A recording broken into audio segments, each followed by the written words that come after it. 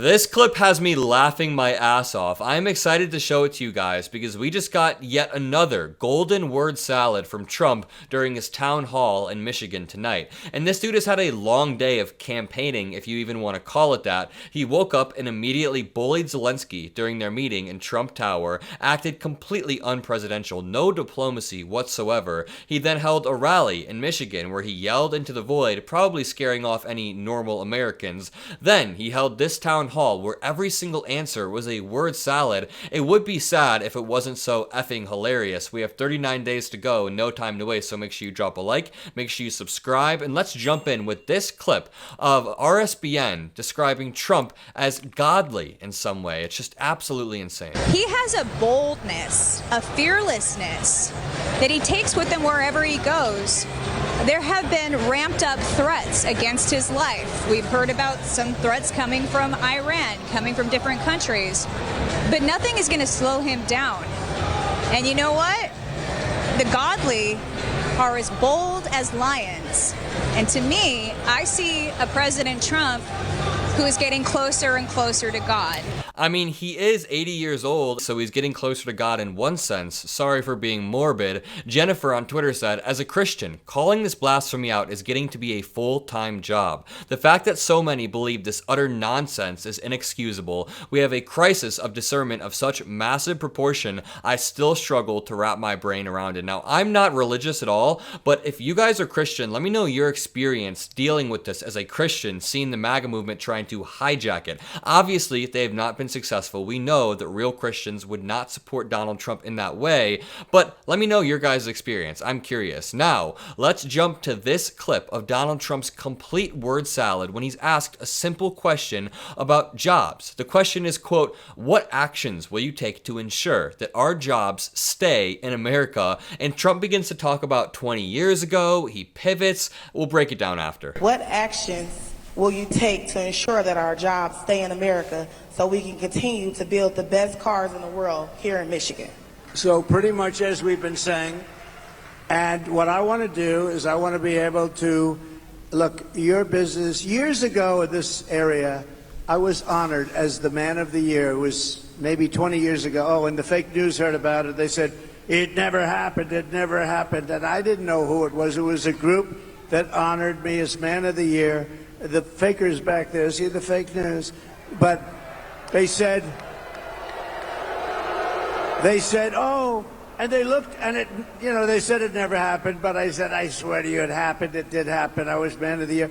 And I came and I made a speech and I said, why do you allow them to take your car business away? Why do you allow it to happen? They're taking your business away. And I didn't know too much about it. All I know is they were taking your car industry away from you. They said it never happened, and lo and behold, somebody said, I remember the event, and then we found out and we had everything. We got the awards, we had everything. It did happen, but I gave a speech which at the time was pretty controversial. All right, so that was a total word salad, and I have another clip to play, but let me just say, that 1-minute clip was a perfect microcosm of the Trump campaign in the entire MAGA movement. Let me explain exactly why. So the question was asked, what will you do to ensure that our jobs stay in America?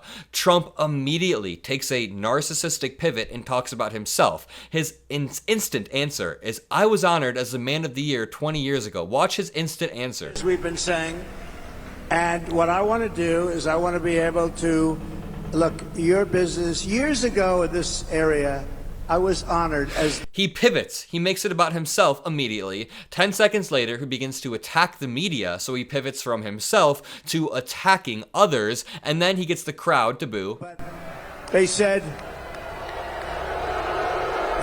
He riles up the audience because he attacks everything around him that's supposed to keep him in check. I mean, the media are the only people in that entire building that are grounded in reality, if you think about it. They are the only people who are there to fact check, who bring journals and binders where they have facts or whatever the hell. And Trump and all the MAGA people around him hate that they have checks there to keep them straight, or at least people that try. Fred Wellman on Twitter said, Kamala needs to be more specific about her policies. He says that sarcastically because Trump in this answer gives a total word salad. He always puts himself over the interests of the American people, and this is like the perfect microcosm of that. I could rewatch it time and time again. I'm going to send it to my MAGA friends after this because he's asked, how will you protect our jobs? And he goes, I am very, very great. The number of sources on this post, I want to show you. So you can community note things on Twitter. A video like this that has all of these lies can have a note under it. And this note will have a source and a fact check. If you're on Twitter, you've probably seen these. And this clip of Trump, the proposed community note, says there is no evidence that Trump won Man of the Year in Michigan around 20 years ago. The award he claims to have won doesn't exist. The false claim has been repeatedly debunked. Here is 1 link, 2 links, 3, 4, 5, 6, 7, 8. The CNN link's massive. 9, 10. I mean, there are just all of these. Lord have mercy, all of these different links debunking Trump. When will these people ever get it? Let's go on to this next clip of Trump speaking in Michigan just a few hours back. He sounds completely drunk. Elon Musk gave his total endorsement. Elon, he gave me the greatest, beautiful, most beautiful. He said, we're not going to have a country left if Trump doesn't get it. And you know what I'm going to let Elon do? Unless you people disagree, I'm going to get Elon. Wait, listen to that one more time. I love hearing this guy just slip. You know what I'm going to let Elon do? Unless you people disagree, I'm going to get Elon. And he's great at this. He's going to be our cost cutter. I think he can save trillions. He can save trillions the same way that he stepped into Twitter, cut 70% of the workforce, and now is completely full of bots. I don't want to work with bots when I'm working with the IRS or any of these government institutions. Here's another clip of Trump at his town hall. We're doing a lot of things, but we're lowering taxes. We're going to use tariffs very, very wisely. You know, our country in the 1890s was probably, Marcia, probably the wealthiest it ever was, because it was a system of tariffs, and we had a president, McKinley, right? You remember Mount McKinley, and then they changed the name, but one of those things, he was really a very good businessman, and he took in billions of dollars at the time, which today it's always trillions, but then it was billions and probably. Okay, so there are a lot of things I want to break down. First of all, absolute word salad. Secondly, friend of the show, Ben Micella said, so we got to the end of the movie, and it turns out when he thought America was great was 1890. I want a refund, says Ben Micella. Also, something I talk about a lot on the show is how a lot of Trump supporters come for the thrill of seeing their favorite celebrity president, ex-president. They stand in line for hours, and then they leave early after they get their selfie. I want you to look at this guy standing directly behind Trump in the red shirt. Red shirt directly behind Trump. Throughout this entire clip, he has his phone in his hand. He's taking photos, he's taking selfies of him and Trump the entire time. I honestly wouldn't be surprised if this guy ended up leaving early after he got his cool photos. I want to contrast this with Kamala Harris's speech in Arizona tonight, where she is coherent. She's a normal human being. Take a look. These issues are highly consequential for our nation. And the contrast in this election is clear. It is a choice between common sense solutions and the same old political games. In the 4 years that Donald Trump was president, he did nothing to fix our broken immigration system.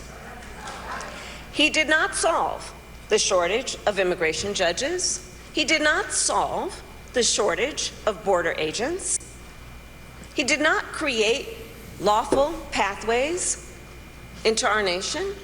He did nothing to address an outdated asylum system and did not work with other governments in our hemisphere to deal with what clearly is also a regional challenge. VP Harris is really hitting her stride, and at the same point, Trump is hitting this point where he's declining rapidly, and we see that every time he hops on stage, and I am genuinely a little bit nervous. Let's check this election chart really quickly, because hearing Trump slip in clips like this, I'm going to let Elon do unless you people hearing him slip in clips like this makes me wonder, okay, so there is a 50% chance that he gets back in office. That means in 50% of realities, he becomes a president again. This man whose mind is slipping can not serve into his early 80s. That means JD Vance is the president in a lot of these realities. And right now, the 538 prediction model, which combines polling, economic data, demographic data, and weighs them all based on their accuracy, and then runs 1,000 simulations, says